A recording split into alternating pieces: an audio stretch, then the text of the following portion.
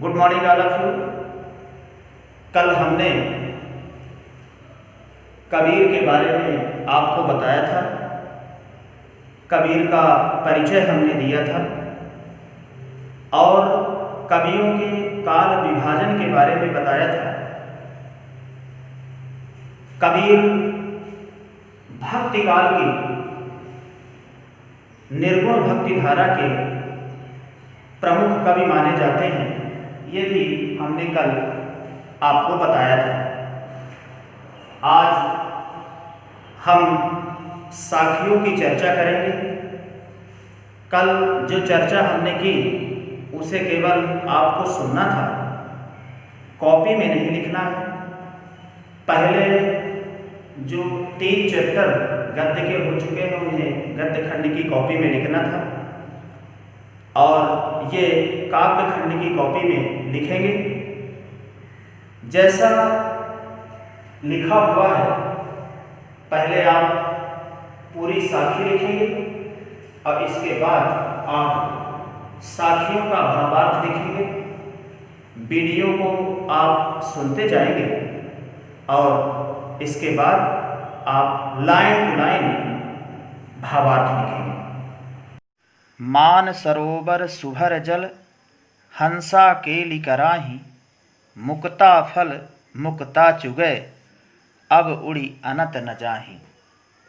मान सरोवर हिमालय पर स्थित पवित्र सरोवर। सुभर शुभ्र पवित्र, हंसा हंस, केली क्रीड़ा करना खेलना, मुक्ता फल, मुक्ता फल यानी मोती, मुक्ता स्वतंत्र मन से, स्वतंत्र भाव से, मुक्त भाव से, अनत अन्यत्र। मान सरोवर सुभर जल, मान सरोवर के पवित्र जल में, शुभ्र जल में, हंसा केली कराही, हंस क्रीड़ा कर रहे हैं, खेल रहे हैं। मुक्ता फल मुक्ता चुगै, वे स्वतंत्र मन से, स्वतंत्र भाव से मोती चुग रहे हैं। अब उड़ी अनत न जाही, और वे उस मान सरोवर को छोड़कर कहीं अन्यत्र जाना नहीं चाहते। आशय यह है कि भक्त ईश्वर भक्ति में लीन है, वह ईश्वर के भजन में, भक्ति में लगा हुआ है और वह जीवन में ईश्वर के अतिरिक्त कुछ भी प्राप्त नहीं करना चाहता। प्रेमी ढूंढत मैं फिरऊं, प्रेमी मिलै न कोय, प्रेमी को प्रेमी मिलै सब विष अमृत होय। प्रेमी ढूंढत मैं फिरऊं, प्रेमी मिलै न कोय। यहाँ पर प्रेमी ईश्वर है। कबीर कहते हैं कि मैं सच्चे प्रेमी की तलाश में आजीवन भटकता रहा, लेकिन प्रेमी मिलै न कोय, मुझे सच्चा प्रेमी नहीं मिला।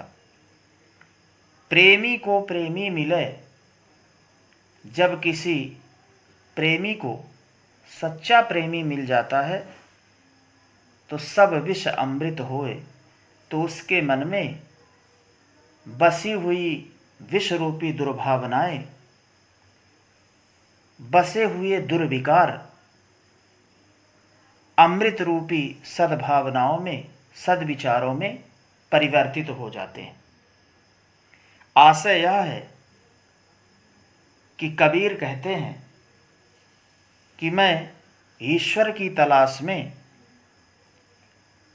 जीवन भर भटकता रहा, आजीवन भटकता रहा, लेकिन मुझे ईश्वर की प्राप्ति नहीं हुई।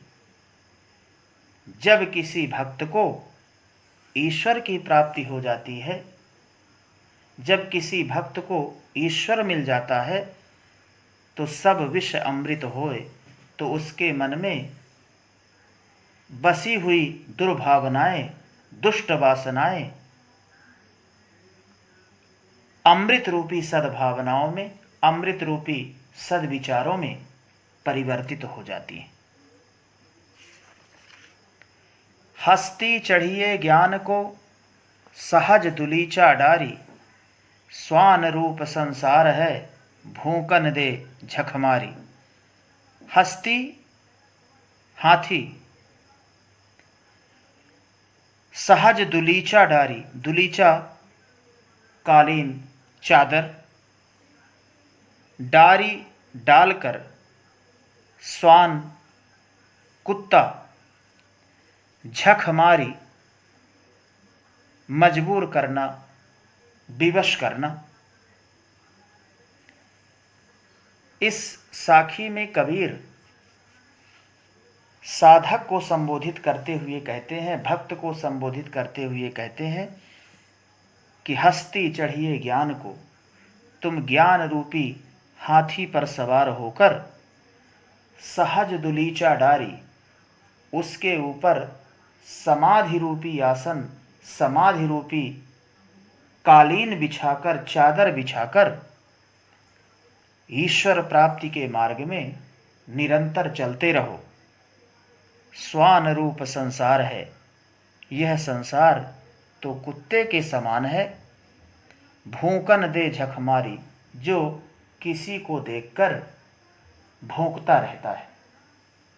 आशय यह है कि भक्त को, साधक को लोक निंदा की परवाह किए बिना, लोक निंदा की चिंता किए बिना ईश्वर प्राप्ति के मार्ग में, प्रभु भक्ति के मार्ग में निरंतर चलते रहना चाहिए।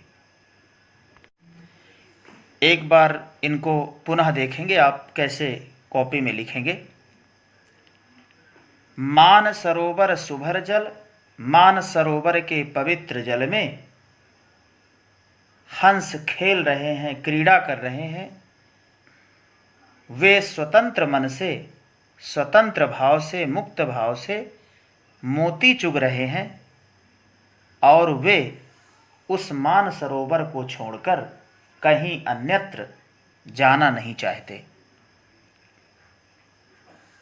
आशय यह है कि भक्त ईश्वर भक्ति में लीन है, ईश्वर भक्ति में संलग्न है और वह जीवन में ईश्वर के अतिरिक्त कुछ भी प्राप्त नहीं करना चाहता। प्रेमी ढूंढत मैं फिरूं, प्रेमी मिले न कोय। कबीर कहते हैं कि मैं सच्चे प्रेमी की तलाश में आजीवन भटकता रहा, लेकिन मुझे सच्चा प्रेमी नहीं मिला। जब किसी प्रेमी को सच्चा प्रेमी मिल जाता है तो उसके मन में बसी हुई विष रूपी दुर्भावनाएं, बसी हुई विष रूपी दुष्ट वासनाएं अमृत रूपी सद्भावनाओं में, अमृत रूपी सद्विचारों में परिवर्तित हो जाती हैं। आशय यह है कि कबीर कहते हैं कि मैं सच्चे प्रेमी की तलाश में, ईश्वर की तलाश में आजीवन भटकता रहा, लेकिन मुझे ईश्वर की प्राप्ति नहीं हुई। जब किसी भक्त को ईश्वर की प्राप्ति हो जाती है, जब कोई भक्त ईश्वर को प्राप्त कर लेता है, तो उसके मन में बसे हुए दुर्विकार, दुष्ट वासनाएं, दुर्भावनाएं अमृत रूपी सद्भावनाओं में, सद्विचारों में परिवर्तित हो जाती हैं। हस्ती चढ़िए ज्ञान को सहज दुलीचा डारी।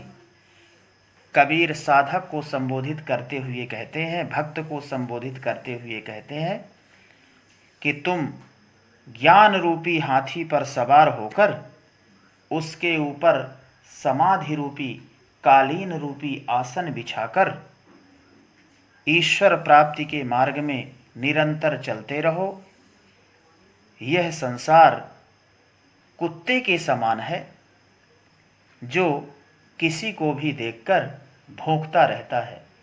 अर्थात भक्त को लोक निंदा की परवाह किए बिना, संसार के आलोचना की चिंता किए बिना ईश्वर प्राप्ति के मार्ग में निरंतर चलते रहना चाहिए।